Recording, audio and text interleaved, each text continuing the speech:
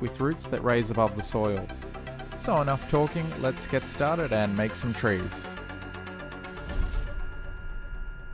To get started, you'll need some very thin wire that's easy to bend and manipulate.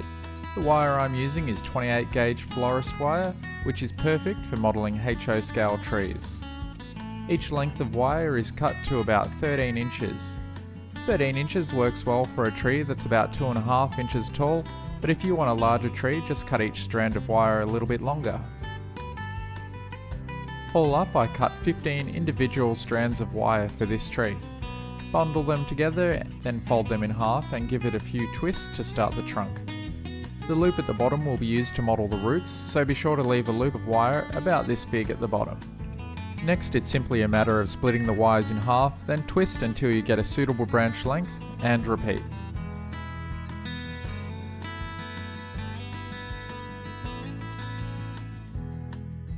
You'll gradually get fewer and fewer wires until you're left with 2. And don't worry if they're not perfectly split 50-50. When you finally get down to 2 wires, you can create a loop and then twist that loop to create a finer spread of branches. It takes some practice, but once you get the hang of it, you'll be able to do it very fast.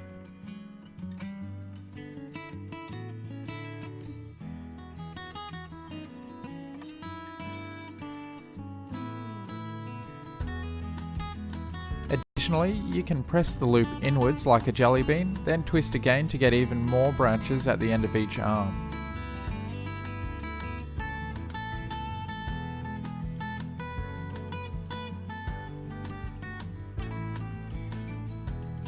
Once you've finished the branches, I just use some pliers to cut each loop open and then trim the wires to the size I want.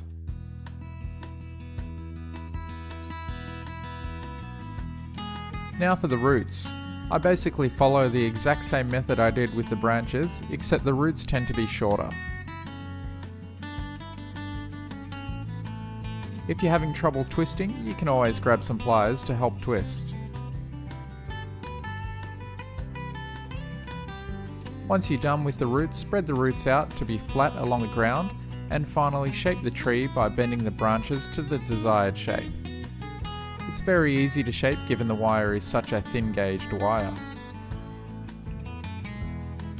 To hide all that twisted wire and give it a more prototypical look, I coat the entire tree in Woodland Scenic's latex rubber. The baking paper helps prevent the latex rubber from sticking to the cutting mat. I apply the latex rubber quite heavy. That way I won't need as many coats to completely hide the twisted wire appearance. You may even get away with one coat. There are a number of benefits to using the latex rubber to coat the tree. 1, it does a great job of filling in the gaps and removing the obvious twisted wire appearance. 2, it accepts the paint well. And 3rd, due to it being a rubber substance, you can always change and bend the wire armatures, even after the tree has been completely finished without damaging it. For this tree, I ended up applying 2 coats, however, the second coat was much lighter. You can speed up the drying process by placing the tree somewhere warm. This next step is optional, it only makes a very small difference, but basically I apply 2mm static grass to the tips of each branch to simulate much smaller branches. A small amount of tacky craft glue is all that's needed and a light dab of the static grass on the tips, and once done I blow away the excess static grass.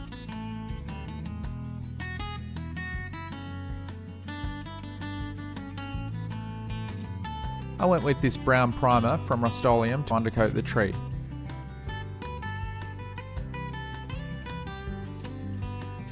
Remember to coat the bottom as well so that you get the underside of the branches.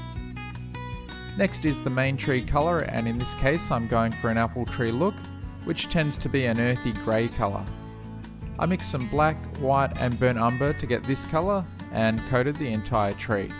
Don't worry if you miss a little spot. That's why I applied the brown undercoat, so it wouldn't show obvious spots that have been missed. To add some highlights to the trunk, I lightly dry brush some white over the top.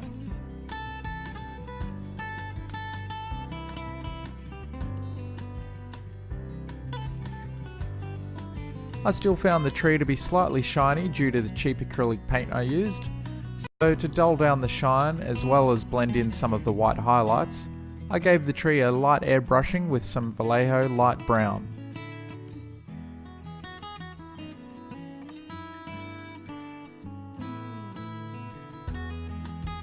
Now for the big transformation.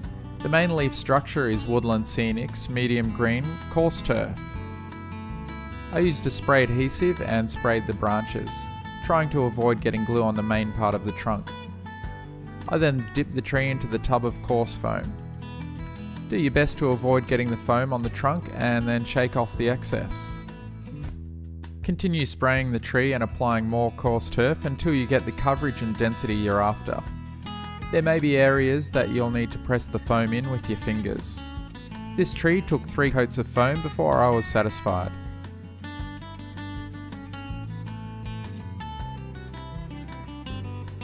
If you're after an apple tree, you're going to need some apples. These ones here are Woodland Scenics apples. They are very easy to apply. Simply spray the tree lightly with the spray adhesive and sparingly sprinkle on some of the apples. I try to avoid placing apples directly on top because you tend to see apples on the side of the tree and hanging from underneath. If you don't want an apple tree, you're still going to need to spray the tree with the glue, however just skip applying the apples.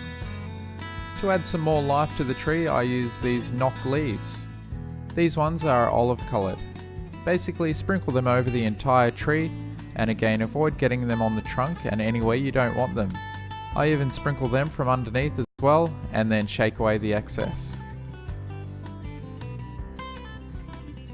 Finally, I place the tree upright and apply some Woodland Scenics burnt grass over the top of the tree. This helps highlight the top of the tree, simulating sunlight, reflecting off the top of the leaves, and the bottom of the tree appears darker, indicating shadow. It basically adds a more three-dimensional look when under layout lighting. Just use some tweezers to remove any leaves and bits of foam from areas they shouldn't be, and if you're not happy with the coverage of apples, you can easily go in and place apples while the spray adhesive still has some tackiness left, or you can just as easily remove any unwanted apples with the tweezers. Now the tree is made, we need to install it. This tree, due to its root structure, is not as simple as other trees to install and requires a little more pre-planning. To help the roots appear ingrown, I lightly press them into the wet plaster and push down just enough for them to protrude from the top of the plaster. To remove the obvious appearance of being pressed into position, I use a very soft brush to blend the plaster in and around the roots. I'll keep doing this for about 5 minutes or so as the plaster begins to set. And once the plaster starts to harden, it becomes easier to remove the obvious brush strokes. And now we just wait for the plaster to set overnight. It's inevitable that some plaster will go over the roots, so to help remove the unwanted plaster I use a stiff brush and dip it in water before brushing it over the roots, but don't brush so hard that the paint peels away. To easily paint the plaster without accidentally painting the roots, I make a thin earth coloured wash.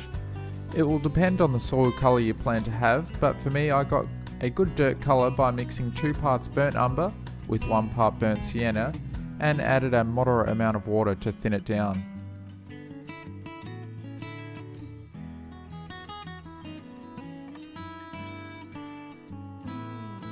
I always test it on a paper towel before applying it to the scenery.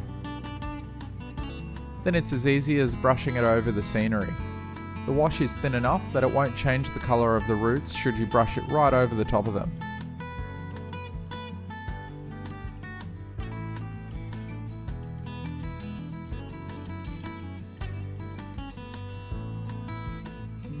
Next, to add soil, I paint in between the roots with a very lightly watered down Mod Podge mix, and make sure you avoid getting glue over the top of the roots.